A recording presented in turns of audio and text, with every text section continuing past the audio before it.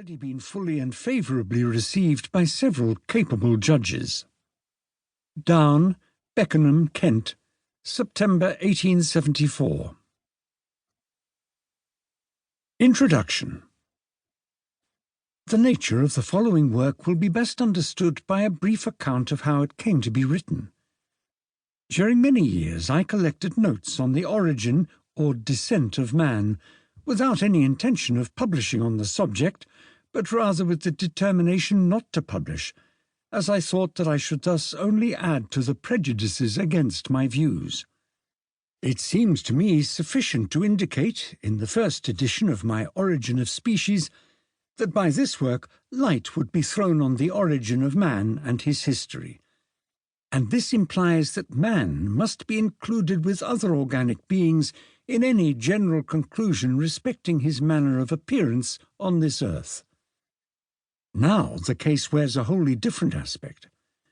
When a naturalist like Carl Vogt ventures to say in his address as president of the National Institution of Geneva, 1869, nobody in Europe, at any rate, would dare maintain the idea of the independent creation of all species, it is manifest that at least a large number of naturalists must admit that species are the modified descendants of other species, and this especially holds good with the younger and rising naturalists.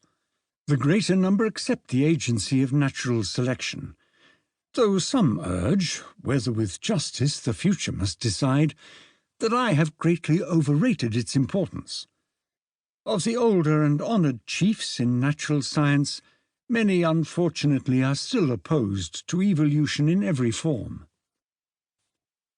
In consequence of the views now adopted by most naturalists, and which will ultimately, as in every other case, be followed by others who are not scientific, I have been led to put together my notes so as to see how far the general conclusions arrived at in my former works were applicable to man. This seemed all the more desirable as I had never deliberately applied these views to a species taken singly. When we confine our attention to any one form, we are deprived of the weighty arguments derived from the nature of the affinities which connect together whole groups of organisms, their geographical distribution in past and present times, and their geological succession. The homological structure, embryological development, and rudimentary organs of a species remain to be considered, whether it be man or any other animal to which our attention may be directed. But these great classes of facts afford, as it appears to me, ample and conclusive evidence in favour of the principle of gradual evolution. The strong support derived from the other arguments should, however, always be kept before the mind. The sole object of this work is to consider, firstly, whether man, like every other species, is descended from some pre-existing form, secondly, the manner of his development, and thirdly, the value of the differences between the so-called races of man.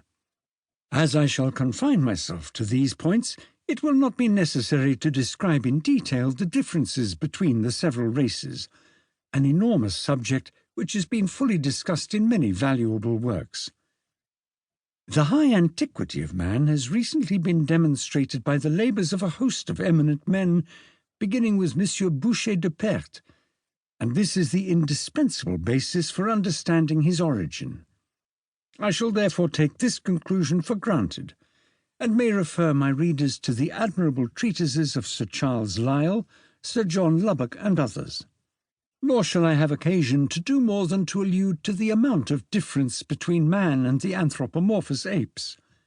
For Professor Huxley, in the opinion of most competent judges, has conclusively shown that in every visible character man differs less from the higher apes than these do from the lower members of the same order of primates.